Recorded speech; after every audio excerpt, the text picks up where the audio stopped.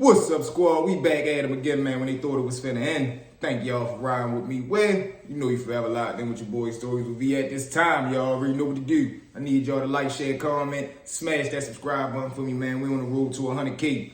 To the one and only V Squad, salute y'all. Already know we gonna always make it do what it do, man. Ain't no squad like our squad. Why? Because we got the best squad. So let's jump into it, man. What's going on with y'all? We gonna switch it up today. We gonna ride around a little bit so y'all already know what to do. Sit back, relax, strap that seatbelt up, and I got us from here, man. It's Mr.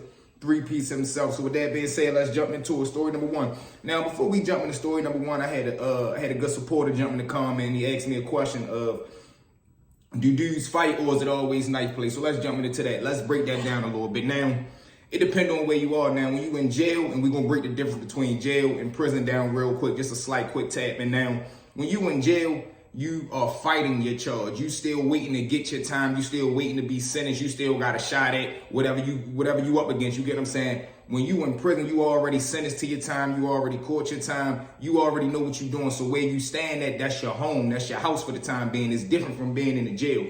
When you in jail, the rules is loose. It's more lax. There's no real discipline. You don't really got to answer to nobody. It's no structure. It's no chain of command. Now, depending on where you are, what state you in, you might got a county or a city jail that's worse than a prison. Certain prisons, you get what I'm saying? Because you got different levels of prison. Jessup not going to be the same as Cumberland because they two different levels. One is a max, one is a medium, one is a low. So you got different things. Now, also with a jail, you might can get a fight off because a dude ain't trying to catch an uptown charge. I put that knife in you and I get charged. Now I got to fight the charge I'm fighting already in here. Then I got to fight the charge that I caught in here. So dudes not thinking on that type level while you in the jail. Now when you in prison, don't nobody got time to fight. One, most dudes can't fight. Two, most people won't fight. Three, if me and you fight and I beat you up, I know you're going to go get that knife or I know you're going to go get a weapon. So why would I even waste time? Then think about it like this. What if you got a dude that's 22 and he get into it with a dude that's 45? You really think a 45-year-old man, granted, I know some 45, 50-year-old men who in incredible shape and they'll punish some of these 25-year-olds, but the majority, 9 times out of 10, a 25-year-old versus a 45-year-old man, the 45-year-old man ain't got time to be playing around. He ain't got time to be trying to fight you and wrestle you. You full of energy. You might be stronger than him. No, he gonna put that knife in you. And like I said, most dudes can't take an ass with him, so they not just gonna let you beat them up. Everybody see them get beat up, and then we just gonna be walking around each other like we cool. No, it ain't gonna go like that. So to answer your question, you more so can get a fair fade in the jail than you gonna get in prison because the violence level is intense. When you in prison, you around men with double life. You around dudes with 100 years. You around dudes with 50 years. When you in the jail, you around dudes that's waiting to get there. You might be around a dude that's ready to get 50. That might be fighting a charge that might get him double life, but he don't have that right now. So his mindset ain't the same as a man that already got this time. You get what I'm saying? So we gonna jump into that. So let's jump into story number one. Now, story number one, speaking of Roxbury, we got a dude, he come down from Roxbury, so we're going to call him Mr. Roxbury. Now, he getting transferred into MCI Jessup, you feel what I'm saying? If you know, you know. So we're going to call the dude that he get into it, or he gets into this altercation with that Jessup, we're going to call him Mr. Jessup. Now, Mr. Roxbury, when he was up Roxbury, he was the man, you feel what I'm saying? He an aggressive dude. He one of the men. He one of them outstanding members. So whatever he was doing up to jail, his reputation followed him back down. Granted, like I told y'all, that's a difference between reputations following you jail to jail than a reputation from the streets into the jail. Once you in the system, everything you do in the system going to spread around to every jail you go to. So that reputation that you got within the system, that's going to spread out. That can carry you throughout. But things that you do on the street, that don't count in jail. You get what I'm saying? Let's jump back into the story. So now, when he hit the Jessup compound, he a well-known dude, so he already got men down there that he rocking with. He already got homeboys that he know, so he get the warm welcome. Now, naturally, when he get around his homeboy, they ask him, boy, where you coming from? He tell him, just coming from up Roxbury. All right, shit, who up there? What is hitting for up there? What you was getting into up there? What made you get transferred down here? You get what I'm saying? So he tell him, shit, no, I completed a couple programs for real. They sent me back down. My level dropped. I ain't shit such and such and them up there. Blood versus this. Brothers was getting into it with them. He giving them the 411 on what was going on up Roxbury. So now he asking him what the Jessup compound looking like. So he telling him, shit, for real, such and such here. They running this, they running that. They catching this, they catching that. We stay out the way. This our squad. We mobbing this, that, and the third. So just so happened one of the dudes that he talking to bring up a specific name of a person like, man, Lord such and such up there. So Mr. Roxbury tell him, yeah, man, this bitch ass up there. Niggas bluesing you up there. So he like, what? No, say it ain't so. So Roxbury tell him, yeah, man, niggas up there smacking you upside the head, taking whatever they want for him. Yo, really up there going like that for real. Niggas uptown ain't gonna believe how he going for it up there. Now, the dude that he talking about, he got a homeboy that's on the Jessup compound that's in ear length reach. He can hear what they talk about. So when he say that, he walks off. He like, I know they ain't talking about my man. Boom, what does he do? He go get to his group of homeboys. They start talking about how he hear Mr. Roxbury talking about his homeboy. So he like, shit, what you trying to do? You trying to go press him? He like, hell yeah, man, let's go holler at him. Boom. So they mob up. They go holler at Mr. Roxbury for real. Now, granted, he don't come off as an aggressive press for real. He really come off on a fake trying to fox him like, damn, bro, I heard you was something about something. My little man, them up there. Now, when he say that, what that does is, this a little Baltimore Fox move. We trying to identify, letting you know, the person that I'm asking you about, that's my little man. So before you say something stupid, think about what you ready to say. So he asks him, oh yeah, yo, you coming from up Roxbury, right? He like, yeah, what's up? He like, shit, my little man, him up there, such and such. So he laughs it off like, yeah, shorty up there. But the way he said it in a funny way. He said it in a way like, yeah, yo, bitch ass up there. Read between the lines. So shorty like, all right, that's a bet. He bops off. Now, he makes a common mistake and a deadly mistake, which most people do. This one thing you're going to learn if you ever sadly find yourself behind the wall. If you get into it with a dude or you feeling some tension or you ready to make a move, keep that to yourself. Don't go around telling everybody, yeah, man, when the doors pop tomorrow, I'm going to rock, yo, man, when the doors pop tomorrow, I'm going to put that blick in, yo, when the doors pop tomorrow, I'm going to do this, I'm going to do that. Just do it. Because for every one person you tell, they going to tell one person. For every one person they tell, they going to tell one person. And this is what happened. So now he go back with his homeboys. He telling them, I don't really like the shit that you was saying because like I told you, Mr. Roxbury was explaining to his homeboys how his homeboy was up there getting extorted, how he didn't even extorted them before, how the brothers was beating him up, how dudes had him flunking out, dudes was taking his stuff from him, they had him up there washing clothes, they really was bitching him out up there, you get what I'm saying? So now the dude like, nah, man, I don't like how he putting that smut on my man, on my homeboy name. So he being a good friend, he being stupid because he putting himself in another man's business all because of some words, but he trying to be a good friend. So in his heart, I guess he think he doing the right thing. You get what I'm saying? So we gonna give him respect for that. So boom, now he going around telling everybody what he gonna do to Mr. Roxbury tomorrow. So now the word's spreading around. Like I told you, Mr. Roxbury, he cool. He got a couple little homeboys on the panel, but the men that he deal with is well known. Everybody know them. So as soon as they get the word that Mr. Jessup trying to make a move on Mr. Roxbury, word come back to the homeboys. The homeboys tell Mr. Roxbury like, yeah, yo, we gonna have to rock, yo, we gonna have to get you out of there. So Roxbury like, what the fuck you man? He say, man, shit, yo, you know the dude that came up and asked you was such and such up the jail with you? He like, yeah, nigga say that's your homeboy supposed to be his peoples or something. Yo going around telling him tomorrow when we come out, they gonna strike on you for real, they gonna hit you. So he like, what, hit me? He like, yeah, he like, shit, we can handle that right now. Now, mind you, I told y'all, we ain't doing no knife play today. We doing all brawls, you get what I'm saying? So, boom. Next day, when the doors pop, we come out for we come out for breakfast. We walk into the chow hall, excuse me, y'all. We walk into the chow hall for real. Now, Mr. Jessup is damn near in the front of the line. Roxbury, a couple people behind him, probably about 10, 15 people behind him. Boom. So he sends his man to go this way down the line, like go on the right side of him. I'm gonna come down the left. So where's though? This is the plan. When his homeboy walk down the right side of him, he'll look, probably notice yo, like, oh, all right, that's one of the niggas that I'm gonna be with yo that we try and get for real. So keep an eye on him.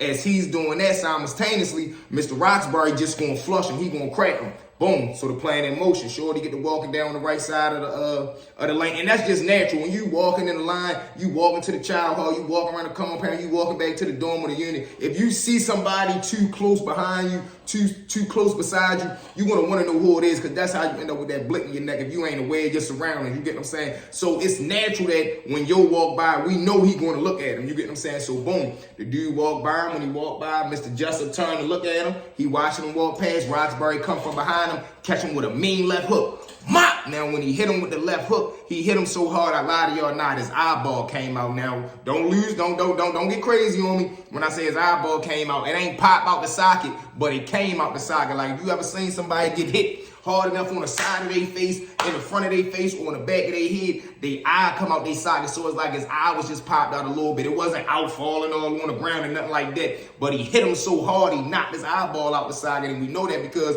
when he ended up coming back from medical, he told some of his homeboys, and the word came back because they was trying to end up get at Mr. Roxbury, and they was trying to put that blick in him because they knocked his man damn eyeball out the socket. You get what I'm saying? So boom, he cracked him with the left hook. mop. When he hit him, Shorty get noodle legs for real, probably because he can't see his eye done popped out. Boom, he hit him again. Mop, mop. Work him to the ground, get the beating the dog shit out of him. Bang, bang, bang, bang, bang. Stands up, stomps him out.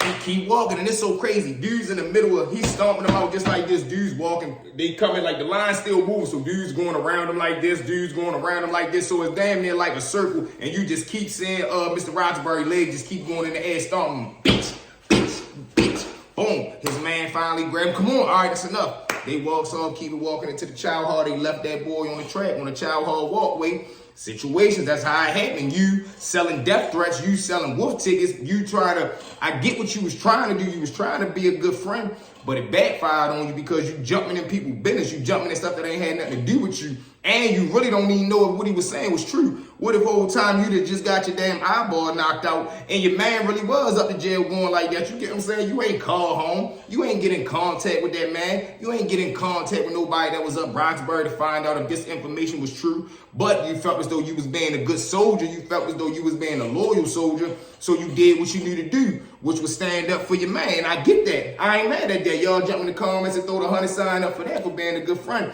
But I don't know if you would have motherfucking cost you your eyeball for it. But like I told y'all, these are situations. So with that being said, let's jump into story number 2. Now, story number 2 was a good bump, and this is what happened when dudes try your hand. Niggas get out of line, you gotta bust their ass, you get what I'm saying? So, like I told you, let me tell you something about me, right? I ain't trying to convince you, I ain't trying to scare you, I'm a made man. You jump out there with me, I'ma slam that knife in your dumb ass. You jump out there like you want out there, and I'm gonna try to break every bone in your face, in your body. That's just what it is. Why? Because I feel like I don't fuck with nobody. I ain't coming to start nothing. So if I get into something with you, it's 100% chances that you did it. You get what I'm saying? So once you cross that line, I ain't got no sympathy for you because you started this. You caused this problem. I'ma end this problem. You get what I'm saying? So me, I'm a long range hustler, meaning I might find 2-3 dudes on the tail who I know don't got no support system. I know they don't got nobody sending them in no money. I know they ain't got no food. And I tell them, look, bro, I got a business proposition for you. Look, I'm gonna pay you $50, right? But when you go to commissary, I want you to fill this whole sheet up for me, grab all this for me for real, and I want to run a store out yourself so I don't get knocked up, because you can't have 9-10 bags and they'll be on some bullshit, try to come in there and knock you off, say you running the store, running the enterprise, send you to jail, confiscate your shit, and that's just gonna turn into a whole nother charge, because in their mind, they don't know how you ended up with all this food. You can say, man, what you mean? I manage my food, I manage my money, but in their mind, they gonna try, no, what you stealing it, what you selling liquor, what you selling drugs, what you doing? They gonna be all on that bullshit, and it's a charge, just like gambling a charge, you feel what I'm saying? So boom, I got 2-3 dudes running a store for me for real, because I don't want the excess of shit in myself. I got 2 white boys though who move on the tip. They mean wine makers, you get what I'm saying? They know how to make liquor and shit. Now mind you, I don't drink and I don't know how to make liquor and stuff like that. I don't know how to really fuck with the hooch and shit like that. So they telling me, because they was copping the smack from my homeboy, like, yeah, you know, we know how to make wine too. If anybody, you know, can get us the ingredients, we'll pay the money back for real, or we can just go into business. Me, I'm a businessman, so I knew the commodity of wine. I know everybody. It ain't a person in jail that ain't trying to escape the reality of where they at. Only way you gonna do that is a good phone call, a good picture, and a letter from your people, from your girl, and to be able to get high. Everybody wanna get high and drunk, you feel what I'm saying, unless you're a disciplined person.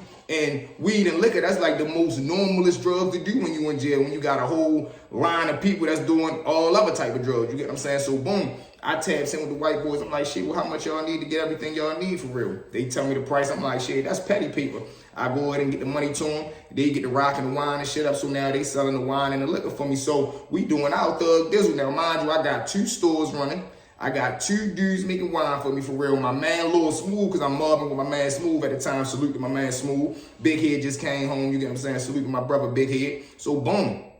We over there doing our 1-2. So now the dude, we doing that for about 6 months. Smooth got a little connect for real. He getting the strips from Big Head running the whole operation. So we getting the shit on a discount price. For instance, my brother Big Head on the tier in the other unit. So whenever he hit Smooth off, he give us a good number. Boom, me and Smooth over there in our unit doing our 1-2. You get what I'm saying? So now we mobbing. It's in effect. Now we doing this for about 6 months. we get probably 6-7 new inmates that come on the tier for real. They get moved in, new intake. So when they come on the tier on the unit, they already know some dudes up there. They already must got homeboys, whatever the case may be. So the homeboys that they know, they put them on point, they get them right. So now they mobbing. So let's fast forward maybe 3-4 months. I told y'all I got the stores running and I got the white boys making the liquor and shit. Shorty, the dude, one of the new dudes that moved in, he love the liquor. So he fucking with one of my white boys for real that's making the liquor and shit. One day, I guess he get to feeling too much of his drink, too much of his cup. He tell my little man he ain't gonna pay him for the money. I mean, he ain't gonna pay him for the liquor. Now he trying to play it on the tip way as though I'm not paying it, not out of disrespect, but I'm paying it because the liquor wasn't good. It wasn't potent enough. It ain't get him drunk. But we sitting right here, he reeking of alcohol and he acting drunk and shit. You obviously got to be drunk because you telling me I'm not getting my money. I'm going to get my money. I don't give a fuck what it is, who it is. I don't care if you 10'10", 999 pounds. I'm going to get my money, whether I get it in U.S. currency or whether I get it in U.S. blood. I'm getting my money. So, boom. So, the white dude come holler at me. He like, because I had already told him, like, look, yo, I know you ain't aggressive. He like, I don't want no problems to come with you. You know what I'm saying? I don't want to, if I get robbed for this shit, I don't want you to be looking at me like I owe the money because I'm not trying to be fighting over no wine, bro. I'd rather just let him have it. I'm not built like that. And I respected that. He let me know up front as a man, look, I'm just trying to get some money, bro. I ain't trying to be pushing that blick. I ain't trying to be fighting nobody. I ain't trying to be getting involved in these politics. I tell him, cool, I got you. If anything ever pop up, if anybody ever buck on the money, just come get me. You feel what I'm saying? Because I ain't putting dudes all in my business. The only people that know I operated what I operated was the people that I dealt with, my crew, and that's it, unless you was spending money with me or something popped up and I had to show my face like this situation did. So he come gets me. I'm telling him, all right, I'm ready to go handle it. Now, that's a dynamic in itself because he could be trying to test my gangster like, yeah, man, if he always talking that made man shit, like if something happened, he gonna handle it. Because let's say I wouldn't have stood up for the situation. He could have just tried to take me off for my money. He could have tried to not pay me back, got with somebody else that loved the liquor, told them, look, man, when V come try to get this money back, I'll split the money and the liquor with you. Just put that blick in him or stand up for me or help me or let's jump him. I wasn't going for that. I'd have crushed his ass. I'd have crushed whoever he bought with him. And that's just what it would have been. But boom. So I shoot to the dude, so I hit his door. Oh, boy, what's going on? Let me holler at you real quick. So he like, shit, what's up? I'm like, yo, you got some liquor from dumbass? He like, yeah, why, what's up? I'm like, shit, he's saying you ain't paying. I'm like, what's going on with that? What's the situation? He like, no, V, man, I ain't paying your bitch ass because, man, the liquor ain't even right. That shit ain't get me drunk, bro. I had to buy 2-3 extra cups, and I still ain't feeling it. Mind you, he funky drunk. You can smell it on him. He's slurring his words. He can barely really stand up. He frantic for real. You get what I'm saying? I'm like, bro, you loaded right now, bro. You drunk as shit right now.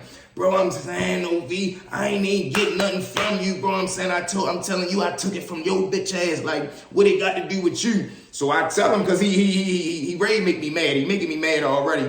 And he ain't understanding what I'm telling him. So I'm telling him, yeah, look, you bought it from yo, but that's my liquor. I bought this shit. I just ain't trying to get knocked off with the shit. You know how that go, but that's my shit.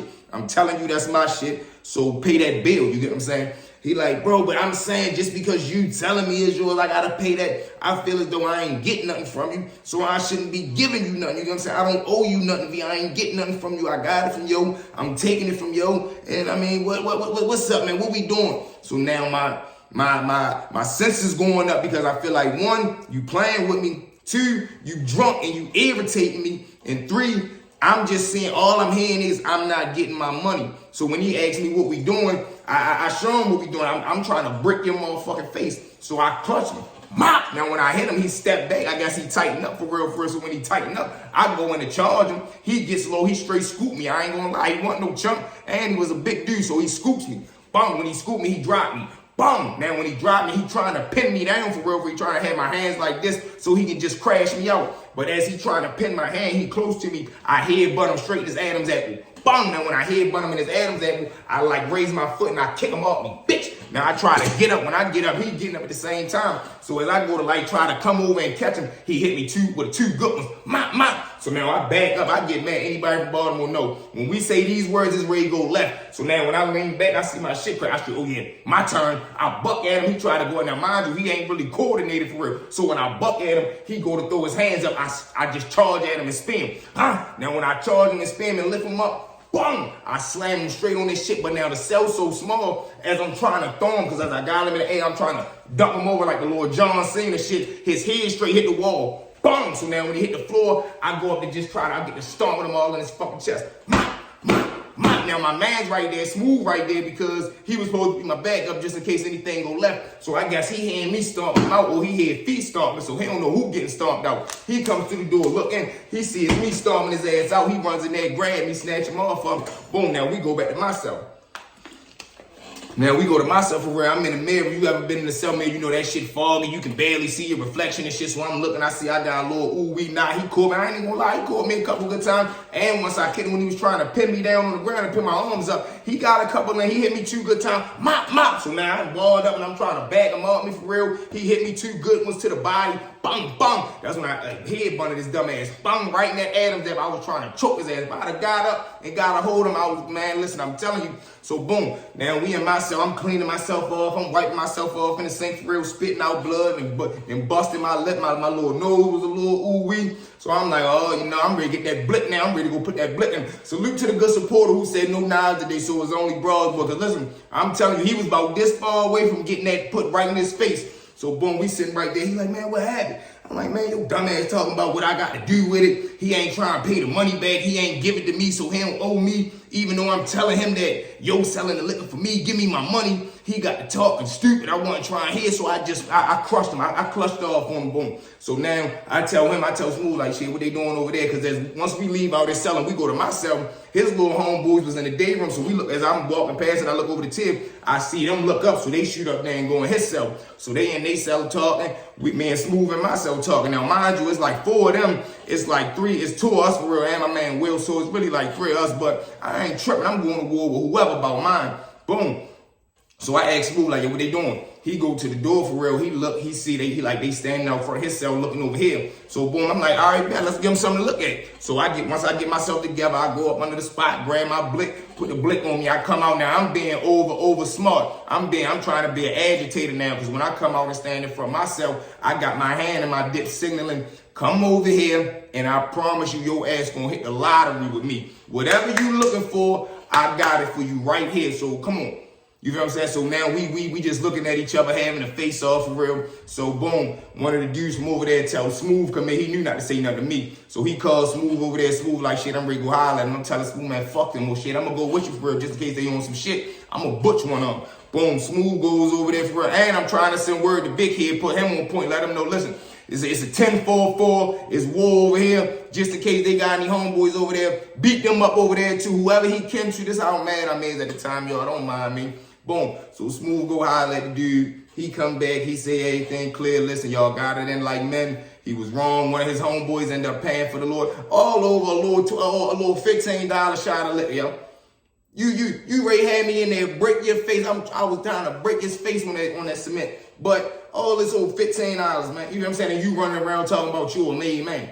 You running around talking about you a big dub, but you trying to get over on a nigga over $15 shot. Come on, yo, craziness, man. So like I said, Smooth ended up working it out. The cup ended up getting paid for. Me and Yo knew not to say nothing to each other. If he looked at me wrong for too long, I was going to try to bust his ass. But, you know, we stayed about it each other way. These are certain few times where, like I told you, it's going to be off of impulse. Like if something happened right then and there, you can't say, hold time out, let me go get my weapon. No, you got to handle whatever happening right there. So those are some of the rare circumstances where you really get that knuckle up. You know what I mean? That real live bump.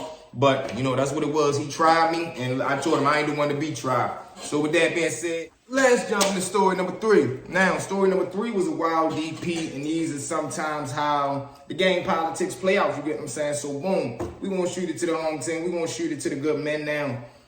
A good brother fall through on the unit now. He violates in some way. Whatever way he violated, I'm not too sure about, but he comes up on a violation. Now, when he violate, the brother say, listen, man, we putting him on the wall. He got to go on the wall. He got to be disciplined. Now, when he go on the wall, that means you got to go on the wall. You're going to have probably 2-3 people. They're going to beat your body. Sometimes they can go face shots. You get what I'm saying? So, boom. They go up and on for about 2, 3, 4, 5 minutes. But doing when he getting his DP for real, he feel as though one of his brothers was going a little too hard, like he was trying to really shine on him to show off in front of the OG to show him whatever he was trying to show him. Boom. So when the discipline over, they dips out for real. They pose a shake up at the woods. It's over. It's dead after that. You violated whatever you violated. You got your punishment. It's over. These are the rules. This is the law of the land. Boom, now when it's over, Shorty can't let it go. He feel like, nah, man, your bitch ass was going too much. He was doing too much. He was doing extra. Because I don't care who you is for real. When you got a kinship like that, and you comrades like that, and you brothers like that, even when one of your brothers mess up, you still ain't trying to go too crazy on him, for real. You still gonna show him some type of leniency. You're not gonna go as hard on your brother as you gonna really go on enemy crossing enemy lines. You get what I'm saying? Now, don't get it wrong. You got some people who harbor feelings and bad emotions, and they'll be like, no, fuck that. I can't wait for him to fuck up when he go on the wall. I'ma crush him. Don't get it wrong. You got people like that in all gangs. I don't care who it is. You get what I'm saying?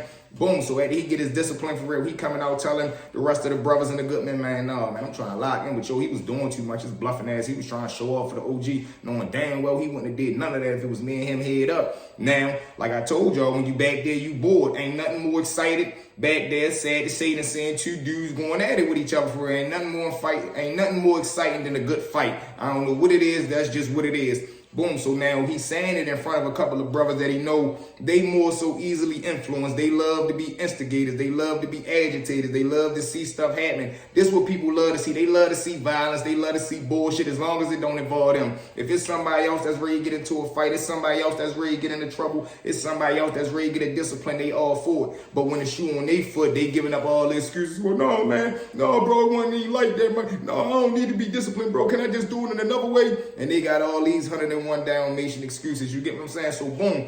The brother telling him that he want to lock in with the brother that was shining on him. So the brother that he talking to, they go get the brother that was, going a little extra hard on the discipline.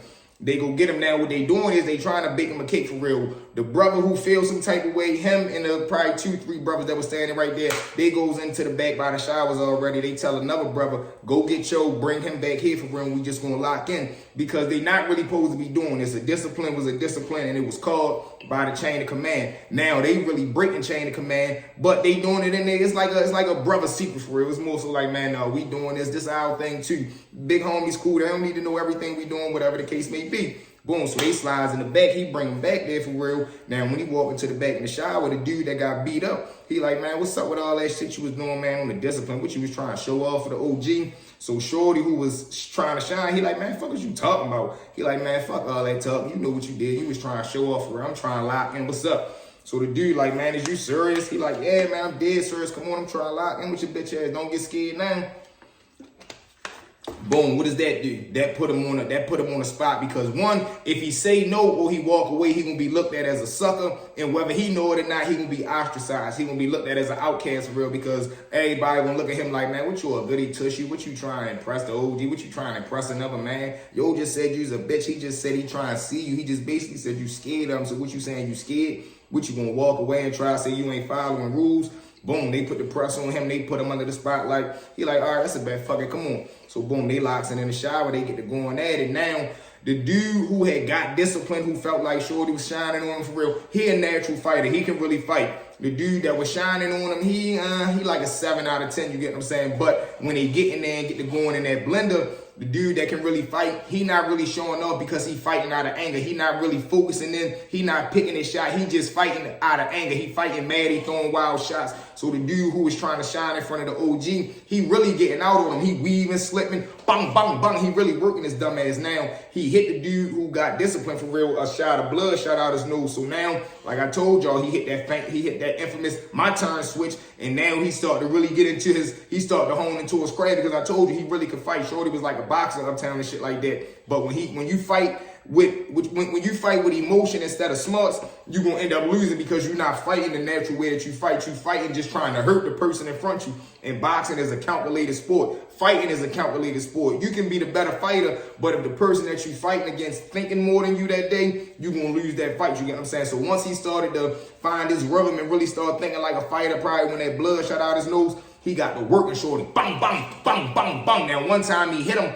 Boom, when he hit him, his tooth don't come out, but he gave him a little wiggler for real, for real. So boom, you see the teeth get the wiggling. He goes up, hit him with a pump fake. I don't know what the fuck that boy did. He came over like an overhand haymaker hook. Hit his dumb ass straight in his eye. Boom! And when he hit him in his eye, Shorty can't take that motherfucker. It's like it closed his eye. His eye was swollen for probably like a week after that. Boom, he hit him in the eye. Shorty fall back. The dude who got the discipline, he charged him. works him to the ground. I'm talking about get the weighing him out. Mop.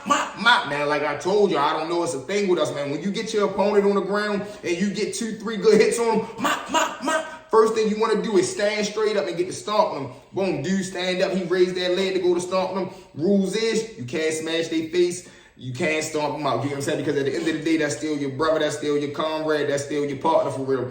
Boom. So the brothers that's right there, they knew enough. They had enough sense to know, no, we won't really get in trouble. We won't fuck around and be on the wall if we let them stomp them out. They grab him, tell him, all right, that's enough. Boom. They pick the brother up off the ground. He got that little wiggle or two for real. His eye damn near shut. They tell them both, man, shake hands for real. Y'all got what y'all got up off y'all chest. They shake hands. Of course, they still had crazy feelings with each other. They probably wanted to stab each other after that, but they knew they couldn't because they had to follow the rules. But sometimes that's how it goes. Sometimes you gonna have them situations where as though, yeah, y'all comrades, y'all brothers, y'all gang members, y'all both out the same car, set, whatever it is, y'all family, but y'all still men at the end of the day. And you felt like your brother got out on you. He was going too hard. He was going too extra. You had some shit on your chest. Instead of being a fake dude and harboring those emotions, you told him like, look, bro, I don't like what you did. I want to see you about what you did. I ain't trying to put that blick in you, but I'm definitely trying to lock in with you. The other dude, I'm pretty sure he didn't want to fight because he asked him, man, is you serious? Like he was copping for real. But he had to because dudes put that pressure on him. They put him under the gun. And when you get put under pressure like that, it's no longer about what you want to do. It's what you got to do. Because like I told y'all, if he wouldn't have fought right there, the rest of his bit, they would have looked at him a certain way. He would have been treated funny. They wouldn't have treated him like a brother no more. He would have been an outcast for real. And his bit would have probably been harder. Dudes would have probably been trying to sabotage him. They would have been trying to get him disciplined. They would have been trying to get him violations and shit like that now because they look at him like, man, you're a sucker. You're an old goody tushy. You trying to be up OG ass, man. You a dude boy. And now they gonna try to make him feel like he a chump, and then he would have eventually had to do something. But guess what? It's too late. If he would have not fought right there and waited about a month and then tried to get some hard or wait till he gained the balls to try to fight again, them dudes would have probably banked him in there and said he did something wrong, and the OG would have bought it because that's just the politics. But like I told y'all, that's how I go, man. But you know what it is. Thank y'all for riding with me. Where you know you forever locked in with your boy Stories with me, man. At this time, one more time for me, make sure you like, share, comment, smash that subscribe button, man. We on the road to 100K, and make sure you tell a friend to tell a friend to tell a friend. Rush over here and lock in with me. Why? Because Stories will be where y'all need to be. It's V squad or no squad, because it ain't no squad like our squad, man. Salute. I love y'all. Make sure y'all can shoot your boy a cash app if you want to. We going up each and every day. Jump in the comments, give me that hashtag V Squad, man. We bombing every year. I love y'all. I'm nothing without y'all. We ain't letting up. So let's go and let's make sure we get into that 100K before the end of the year, man. Let's get it. Salute.